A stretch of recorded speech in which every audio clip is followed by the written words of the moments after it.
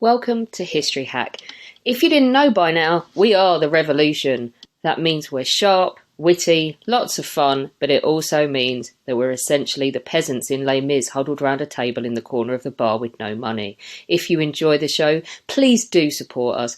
We have a Patreon account by which you can donate a small monthly sum in appreciation of what you're hearing. Alternatively, we have Ko-fi, in which you can just do a one-off donation as a thank you if you particularly enjoy a certain episode. Either way, we massively appreciate all of your support. Hope you enjoy the show. Hello, welcome to another episode of History Hack.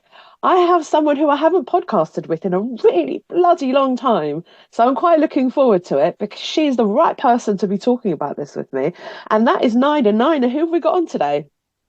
We've got a terrific, we've got a fantastic guest today, and someone I've been looking forward to speaking to. Today we have Sharon Bennet Connolly. Sharon is a historian. She writes the blog History, the Interesting Bits, and she's written 4 books, including Heroines in the Medieval World and Silk and the Sword. But today we're here to talk about her very latest book, which I can't wait to hear more about. It's called Women of the Anarchy. And so with that, let's start. So Sharon, you've published a number of books about this particular historical period, and they have focused on women. How did you select this particular one as a topic? I mean, it's intriguing, but we'd like our listeners to hear more about how you chose this and what your approach is to the subject. Well, hello, both Nina and Alina. Thank you for having me on. All my books tend to follow on from each other.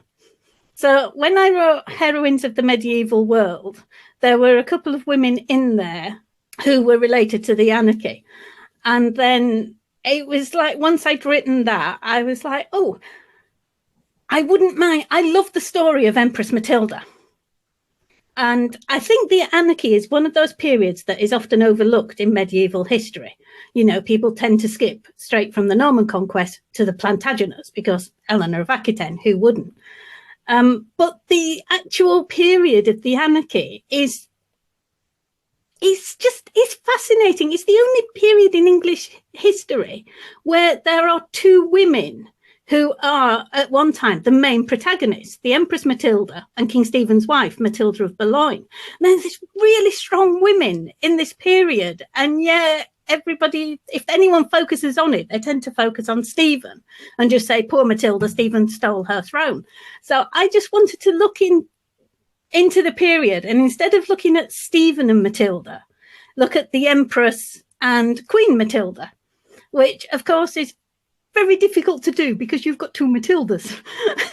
And you've got a lot more than 2 Matildas. There's so many Matildas in that book, and I'm hoping that I've kept them all straight for the sake of the reader. But it's just the idea of just changing the focus. Stephen's still in it. You can't kick the men out of history altogether, but it's just trying to change the focus so that you're looking at the Empress and the Queen rather than making Stephen the centre of it.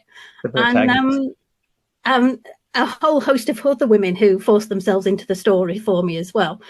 And it is such a fascinating period. And like I say, it's more often than not overlooked, and yet it's sort of shaped the future of medieval England, because once you'd got the end of the Anarchy, you did get the Plantagenets who reigned for 300 years. But without the Anarchy, you wouldn't have had the Henry II we did have. So because he was shaped just as much by that period in history as his mother was. So it's such a defining moment in English history, and yet it's often forgotten or ignored. Can I just say that I love that you have filled a gap in history. I can't really relate to this because I predominantly work on the male experience in my field, but I'm surrounded by amazing female historians, Nina, Kate Viggers, so many others who bring out this experience that is completely and utterly overlooked, or it is mentioned in like a footnote or alongside a man. And it's really nice to finally be able to hear the voices of these women who actually deserve their own book. Too bloody right. They do, but they haven't got their own book. the way I've started saying it is because I get accused of, changing history because you're writing about the women and they were there, but they weren't as significant and things like that. I have been accused of that. So I've said, I'm not changing history. I'm putting the women back into the story. You know, the men are still there. Stephen is in the book. Robert of Gloucester is in the book. I'm not changing the story. I'm just putting Empress Matilda, Matilda of Boulogne, Ada de Warenne, St. Margaret even, into the story to show where they all fit. So you're telling, for the first time, if you include the women, you're telling the whole story. If you're only telling the story of the men, you're only telling half a story. So it's just trying to complete the history rather than change it. Or whitewash it. Yes. There is that. Yes, full confession. I'm a lapsed medievalist. I started out studying medieval architecture and history, and in fact, am passing familiar with Ada de Warenne because I looked at Castleacre Priory, which was a project of both the Warrens when they come to England, and they are asserting their local authority, and they do it in the built environment. But I don't want to go that too far. But what's always it is one of the most gorgeous buildings in the world, Castleacre Priory. It is. I'd been told about it and seen photos, and then when I was researching my book on the Warrens, Defenders of the Norman Crown, right, I did visit, and I was like, oh wow, that front, it is just stunning. I have a soft spot in my heart even today. Yeah. But the point, rather than aggrandize my connection to what you're doing, which was not my intention, but the observation I wanted to make very much is whenever I've read history from that period and I've read about the Anarchy, the way that it's framed is always that it was inevitable that Stephen was going to win. And I've always thought that has to be absurd. And so, in your particular work, looking at Matilda and the multiple Matildas, what was from your perspective as a historian, was it inevitable, or was this in fact, the outcome uncertain, and in the end, Stephen wins? I don't think it was ever inevitable. I think the decisive year was 1141. Which it's actually called the War of the Two Matildas, which I didn't even know about until I started writing the book. I came across this comment that said the year 1141 is known as the War of the Two Matildas. And I was thinking, I wish I'd known that when I proposed the title, because that would have been a brilliant title. But the thing with 1141 was at the beginning of the year, on the 6th of February, there was the Battle of Lincoln. And King Stephen was actually captured by the Empress's forces. And shortly after, the Empress is actually announced as the Lady of the English. She is effective ruler of England. And she manages to get to Westminster, arrange her coronation. And it's at that point that Stephen's wife, Matilda of Boulogne, puts a spanner in the works and turns up on the outskirts of London with an army, and the Empress has to run for her life on the eve of her coronation. As Stephen's in fetters at this point, he's actually in irons in Bristol Castle because he tried to escape at one point, so they actually put him in a dungeon and put irons on him to make sure he didn't. So Queen Matilda has got this army and she's chasing the Empress. The Empress decides that she can't have London, she'll go to Winchester, which is the second capital city in England. If you can't have London, Winchester's the next best thing. And Stephen's brother, Henry of Blois, I can't pronounce Blois. I speak French, I still can't pronounce Blois. He's the Bishop of Winchester.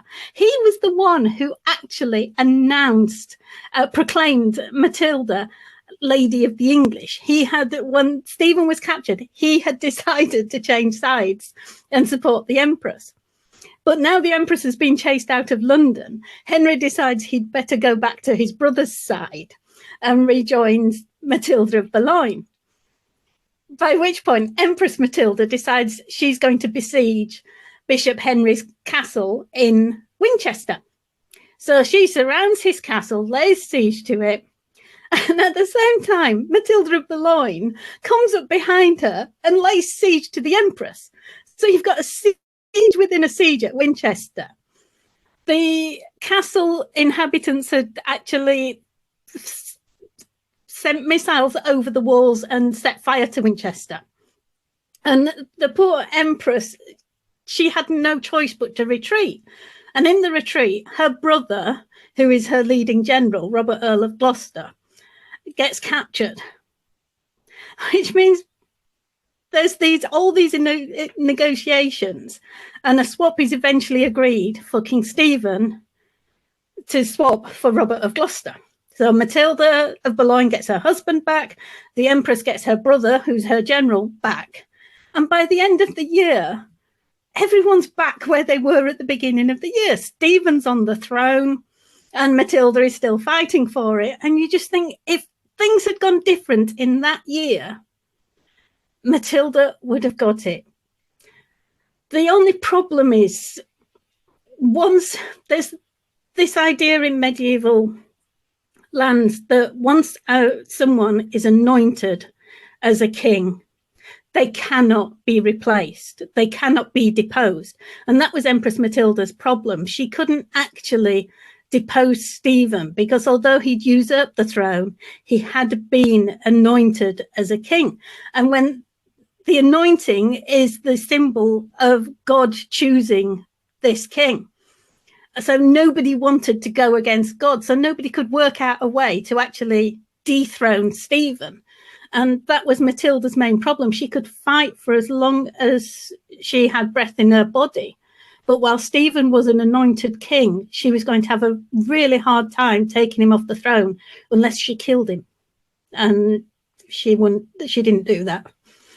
Now, I can imagine that a decision of that kind would have, in addition to whatever faith she might have had about that act, yes, exactly. She would lose any support that she'd had because of that. Yeah, it's fascinating. I'm intrigued by the strength of Matilda of Boulogne and her sort of the man's in prison, but he should be king, and so I'm going to take, that's it. I'm in charge, and I'm going to make sure that that Empress Matilda doesn't get to the point where she actually achieves being anointed, because same thing that would effectively quash Stephen's ability, but it would cause some difficulty. Yeah, fascinated with her too. Tell us more about her and how does she, what strikes me is, and much of this, of course, is the way that history has been written to emphasize the men in history. But I'm fascinated that during this period, we have these incredibly strong women who go to war with their armies and fight each other. Tell us more. I hate to call her Stephen's wife, Matilda, because she should be Matilda's husband, Stephen, quite frankly. It looks like tell us more about her and her background, and because clearly her role in this is she appears to be, as you've been describing, she appears to be the thing. That's it. Without her, history would have been incredibly different. I think she was Stephen's backbone. I think without her, Stephen would have had a much harder time keeping hold of his throne anyway. He possibly wouldn't even have claimed the throne, because Stephen and Matilda of Boulogne had been married on the instigation of Henry I. He'd actually arranged it. When his only son died in the White Ship, Henry, his wife had died. He remarried Adeliza of Louvain and was hoping to produce another son and never did. At this time, Empress Matilda is still in Germany. So Henry's looking round for an alternative heir. And his sister Adela had sent Stephen over to his court to be trained as a knight. And Henry took Stephen under his wing. And I think at this point, until 1125, Henry was probably looking at Stephen as a possible heir. which is why he arranged his marriage to Matilda of Boulogne. Matilda was an heiress. She was an only child. She was going to get the great county of Boulogne and all the finances and lands that were behind that. If it wasn't for Stephen marrying Matilda, he would not have had the resources to go for the throne in the first place. Neither would he, not just resources as in money, but where Boulogne was placed Stephen in the position that when Henry I died in 1635, even if he was in Boulogne, he was on the coast. He got news of Henry's death. The first thing he did was get on a ship, because the county of Boulogne was a merchant county. You know, they thrived on it was a mercantile county. They thrived on international travel. So they had ships, plenty of ships, and they could just get Stephen on a ship to England, to London, to be crowned even before Empress Matilda knew her father was dead. So Henry I died on the 1st of December. Stephen was crowned at Westminster on the 22nd of December. It had taken him in just 3 weeks. He'd made sure he'd got the support of the barons. He got over to England in the middle of winter, you know, when you don't usually sail in midwinter, and he got himself crowned. He was very lucky also, though, because Empress Matilda had just gone through a traumatic childbirth, in which her life was despaired of at one stage. She only just survived it, and she'd just discovered she was pregnant again. So she wasn't in a position to actually travel to England to claim the throne. Stephen, I think, had put plenty of people in place even before this. He'd been sounding out everybody to see what would happen if Henry I died, because William de Warenne, the second Earl of Surrey, was with Henry I when he died. And he accompanied the body to Rouen and then stayed in Rouen and controlled Rouen for Stephen. Whilst Henry's body was transported back to England, he took control of Normandy. So Stephen had already been talking to people.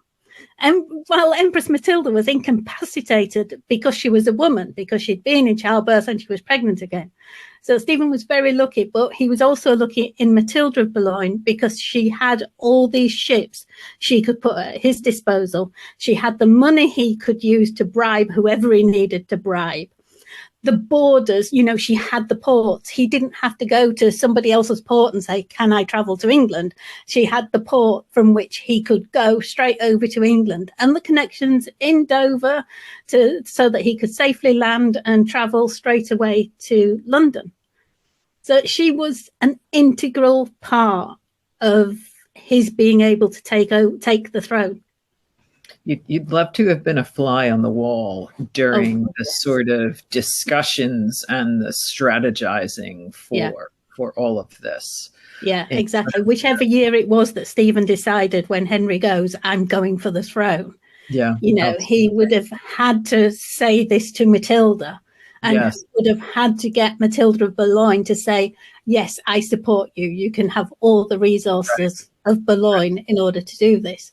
Because one thing we do know is Matilda of Boulogne and Stephen, they ran Boulogne together. It wasn't just Stephen.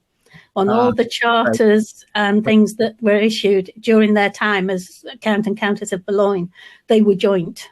It was in both names. So, and you can tell just from the fact that in 1141, when Stephen was imprisoned, Matilda of Boulogne, she took her main mercenary captain, William of Ypres, who'd been made Earl of Kent, and used him. He was, you know, he was from Boulogne. It was the main backbone of her army was her Boulogne troops rather than anyone else's. And when she besieged Dover Castle, she was the one who led the siege of Dover Castle, using her own ships to attack from sea, while she was using forces on land as well. So they surrounded the castle by sea and by land, and it was her forces that could do this. So if it wasn't for Matilda of Boulogne, Stephen probably wouldn't have been able to mount a successful claim for the throne that he did. Prior to Henry's death, do we know anything at all about his relationship with the Empress Matilda? Because she clearly, there must have been some understanding at some point that she would take the throne. I find it difficult to think that this was just an idea in her head. He must have spoken to her. They must have at least had a relationship that would have suggested to her that it was her right, even though she was a woman. She was when her husband died in Germany in 1125. A lot of women in those days, when their husband, princesses in foreign countries, when their husband died, they stayed there. They set up their lives there. If they were like Matilda, no children, they might join a monastery and a convent there. But the Empress was recalled to England. Henry, as soon as her husband has died, Henry I thought, oh, thank goodness, I've got an heir. I can recall her to England. And he made sure that the barons accepted her as his heir. He had them swear oaths twice. And Stephen was one of the first, both times, to swear to uphold Matilda's claim to the throne on the event of Henry I's death. So by actually claiming the throne, he broke 2 oaths. And the problem was, at the time that Henry died, Matilda was in a bit of a disagreement with her dad. He had promised 3 castles to Geoffrey of Anjou, Matilda's husband, as her dowry, and he hadn't handed them over. So they were sort of in a bit of a war or dispute about these castles. And that's why you get Henry Bigod, the Earl of Norfolk, claimed that Henry I on his deathbed said that Stephen was his heir, not Matilda, because he'd had a falling out with Matilda. I find it hard to believe that a father who's just had an argument with his daughter would totally disinherit her just over an argument over a couple of castles, when you're looking at the entirety of England and Normandy. And it's funny that Henry I was surrounded by 5 or 6 earls when he died, but only Hugh Bigod heard this bit. But it was enough for Stephen to say, look, I had Henry I's support. And it was enough to get enough barons to support Stephen against Matilda, probably because they didn't want a woman to be in charge. At the end of the day, you can say all the things, they were arguing, but none of those barons wanted a woman to be in charge. They didn't want to take orders from a woman. Yeah, it definitely strikes one as that way, that it's not a coincidence that and I wonder too, and I'm sure you explored this, is what did that group of barons who go over to Stephen's side, what did they stand to gain by supporting Stephen, other than the fact that, look, it's a man's world, and it's, God wouldn't like this if a woman was in charge.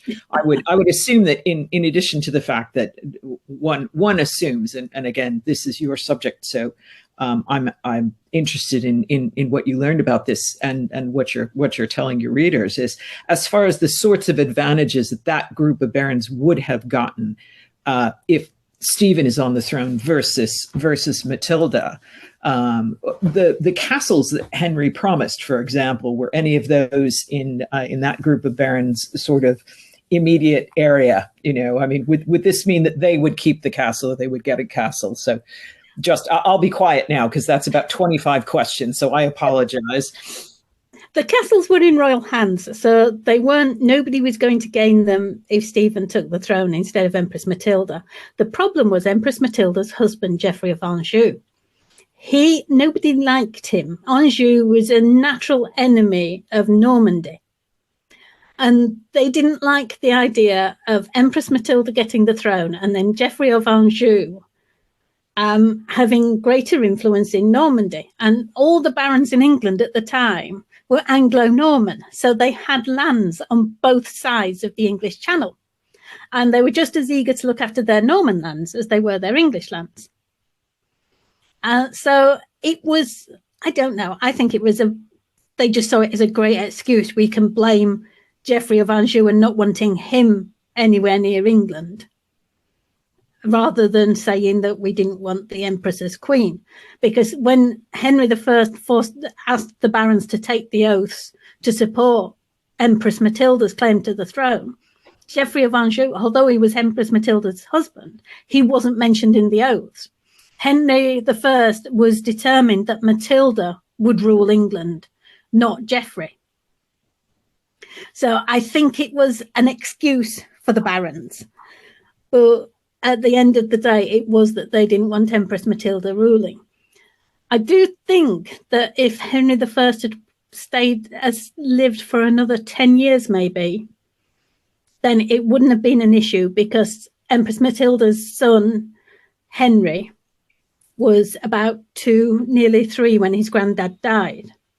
And if he'd been 12 or 13, they would have just passed over Matilda and given the throne straight to young Henry. Even as a teenager, it would have been, the direct line from Henry I. They would have been more than happy for Henry to inherit as a teenager rather than his mum. It's fascinating that they might have been able to hold that thought in their heads, but they couldn't conceive of it when Henry was an infant. And I'm sure partly because we all know so many children died. So there was no guarantee that she would have a male heir. But I find it intriguing that if he'd survived, as you say, if this had happened a decade later, that other forces might have come into play, and that given prevailing ideas of the time and prevailing beliefs about the role of men and the role of women, and and so on, that might have tipped the balance, because of course she would have ended up basically being the power behind her son. Yes. Would have ruled as a regent, or whatever the appropriate title would have been during that period. And again, the history might have been a bit different, but of course, in the end, we know what happens. Well, interestingly, a couple of years after the 1141, the War of the Two Matildas, the focus, Empress Matilda actually changes the focus. Henry comes over to England the first time when he's about 14, and he does it against his mum's wishes. No, when he comes over for the first time when he's about 12 with his uncle Robert of Gloucester. Robert of Gloucester had gone over to Normandy to ask Geoffrey of Anjou for supplies and support as Empress Matilda is besieged at Oxford Castle. And when he comes back, he doesn't bring any supplies with him, but he brings Henry, who's about 12 at this point, and Matilda's she escapes from Oxford Castle rather daringly during a snowstorm, dressed in white, through the enemy troops besieging her, and is reunited with her son, who she hasn't seen since he was about 5 years old. And at this point, it's like they've brought Henry to show everybody that the focus now is not on Empress Matilda claiming the throne. It's on Henry is the rightful heir. And Henry is in England to show everybody that it is his throne, and that all those fighting for the Empress are fighting to restore Henry to the throne. And it demonstrates that Stephen is a usurper because Henry is the rightful heir. So it gives strength to Matilda's forces. And you see then in 1153, when 17-year-old Henry has invaded a couple of years before and is running ragged round England, besieging castles, getting support. 1153, Stephen actually comes to terms with Henry of Anjou, adopts him as his son, and promises to give him the throne when he dies. So Stephen remains king for the rest of his life. but Henry will eventually get the throne, and it's restored to the rightful line, because Stephen knows that no, he hasn't got the support of the barons for his own sons to succeed him. His eldest son dies anyway, Eustace, who sounds, by all accounts, a bit of a git, and it's probably a good thing he didn't get the throne.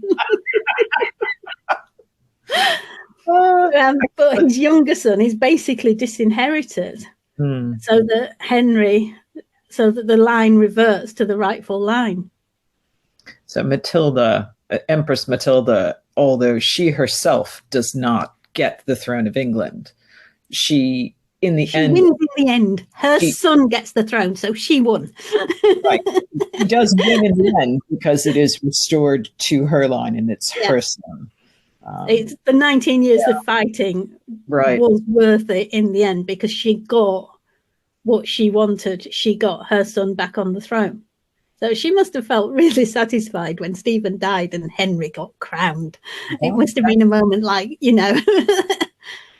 this is what I fought for. I'm fascinated by her escape during the winter, and I know we've just talked about what the outcome is going to be, which folks who are familiar with this period know that in the end she does sort of win because Henry becomes king. But I'm fascinated. What other stories you've told us a little bit about the redoubtable Matilda Boulogne and how she really is in a sense appears to be the force behind Stephen's ultimate success. Mm-hmm.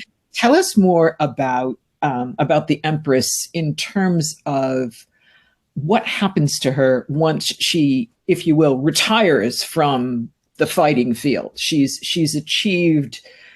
She has secured the throne for her son. What does she do next? Thing is that there is 1141 was a turning point, and the year 1147 is another turning point. Robert, Earl of Gloucester, dies. A good few. The Pope calls for the First Crusade, or is it the Second Crusade? Second Crusade. Sorry, it's the Second Crusade, and a good few of the barons leave for the Second Crusade. So the war takes a turn in that it becomes more of a series of sieges of castles rather than a great campaigns. Henry of Anjou is now getting old enough to fight for himself. And he eventually takes over in about 1150, I think it is, he eventually takes over the campaigns. The Empress, she retires to Normandy in the end and leaves it to Henry. He's knighted by his uncle David of Scotland. There's a brilliant story, and it is in the book, of him coming to Warwick Castle. And the Earl of Warwick is not there at that moment.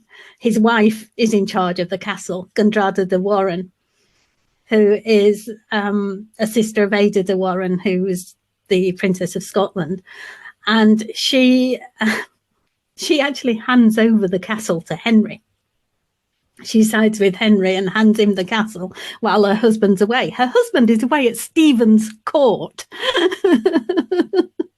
And she hands Henry the castle while her husband's attending to King Stephen.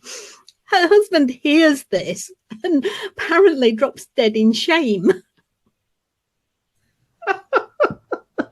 That's fantastic. And this is the women of the time. It's brilliant. Oh, here you go, Henry. I think it's your rightful crown anyway, so you can have Warwick Castle. Oops, tell the hubby. He's dead. He's dead. That's it. He's had a heart attack from the shock and the shame. Right. No, that's phenomenal.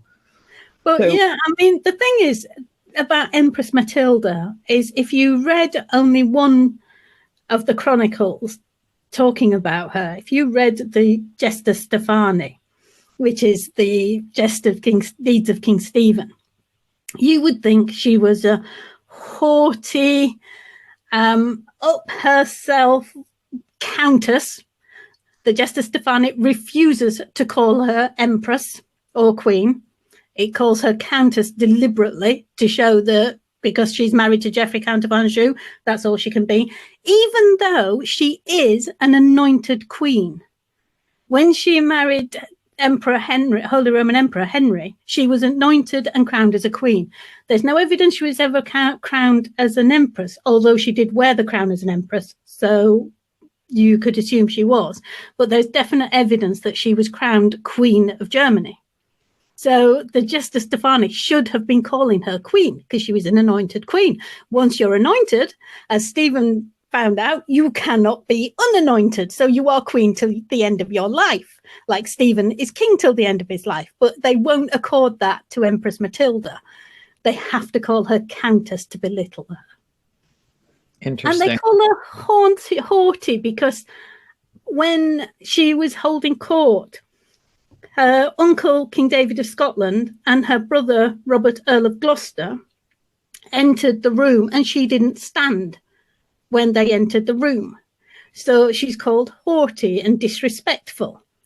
There's no reason for her to stand. She's an empress. He's a king. He's an earl. But because they're men, the Jester Stephani expected a woman to stand for them, even though she is higher on the social scale to them. Exactly. So the Jester Stephani just makes her out to be this horrible woman who no one would actually want to get to know. And yet you see how loyal her brother Robert is to her. And her uncle, King David of Scotland. Yeah, David is also Matilda of Boulogne's uncle. He's uncle to both Matildas, but he's on Empress Matilda's side. Admitted there's probably a bit of self-interest in there because he's King of Scotland and England are natural enemies and he wants as much as he can get for Scotland. But Absolutely. He did choose the Empress Matilda's side. Interesting. These are wonderful stories about these astonishing women. Is there in the same way there's wonderful stories of the great deeds of Stephen? Has anything survived? Any more survived in a similar way? I mean, did anyone write about the great deeds of Matilda? How do we know as much as we do about her? There is a sort of a not so biased version in Henry of Huntingdon, who is one of my favourite chroniclers. He's a bit of a gossip, but he's great fun to read, and he's buried in Lincoln Cathedral, and I only live 30 minutes from Lincoln Cathedral. So every time I go in, there's a slab on the floor saying Henry of Huntingdon, and I just say hello to him as I walk by. But there's also William of Malmesbury, who's a really famous chronicler, and he was paid by Robert, Earl of Gloucester, Empress Matilda's illegitimate half-brother. So he is much more friendly towards Empress Matilda, although he still has some of the bias of a monk towards a woman. But he's a lot easier to read and a lot easier on the Empress than the Jester Stephani is. I just love the way you have to, when you're writing about women in history, you have to have this head on you all the time going, they're biased. Whatever they say, they're always going to play down the role of the women and play up the role of the men. And they're always going to criticize the women based on what the ideal medieval woman should be, which is stay at home, raise the children. And not make her, because all these chronicles are written by monks, men who don't actually have anything to do with the women, with women once they leave their mum. And they've usually left their mum at the age of 8, 9, 10, 11.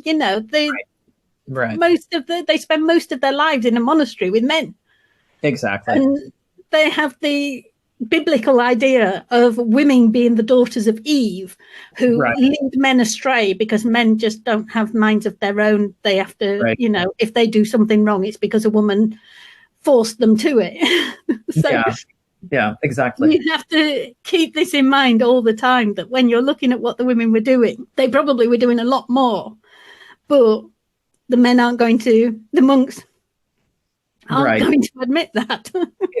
They find it's not worthy of commentary, and as I know as a historian of the medieval era, as you've you've touched on is that, you know, society during this time is very much a hyper patriarchal society. Yes. And so if there are, and also with the traditions of medieval writing, of hagiography and so on, you're constructing a narrative that is going to support a particular point of view. So it's not, as we all know, history is never objective anyway. You know, it is in fact written by the victors. There's no such thing as objective history.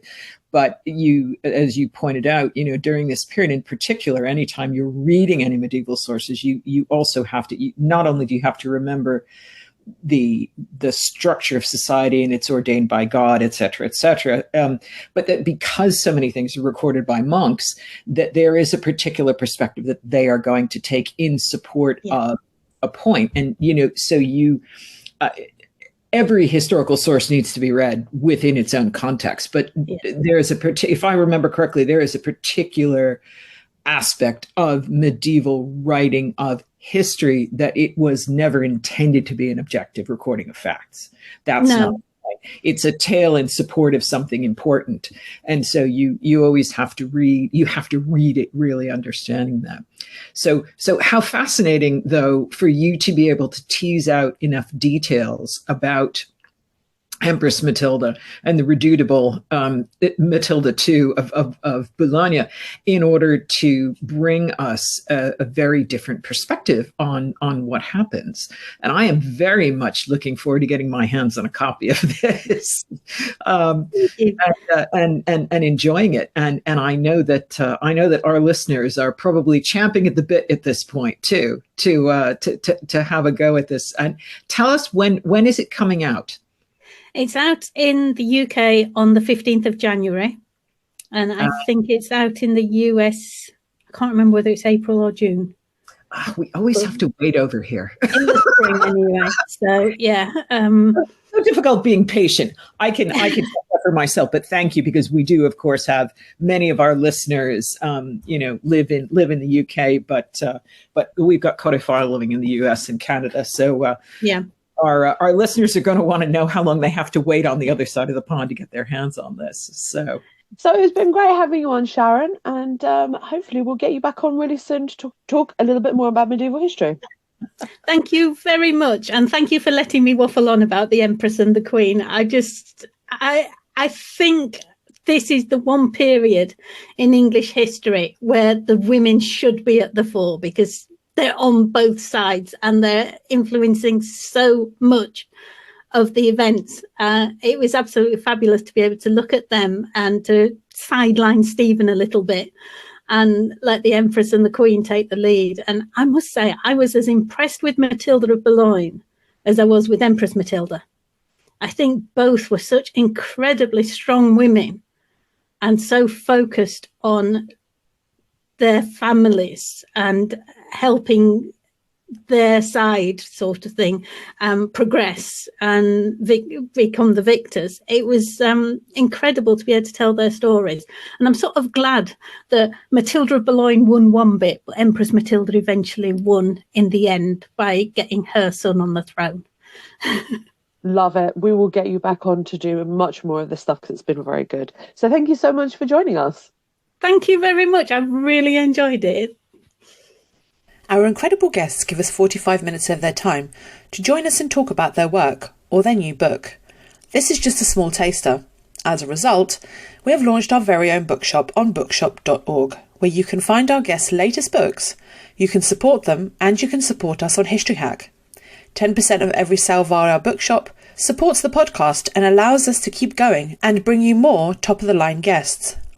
You can find our bookshop at bookshop.org/shop/History Hack, or search for us in the shop section. Thank you so much for your continued support. We really appreciate our listeners and supporters. So make sure you get down to the bookshop and grab yourselves a new book.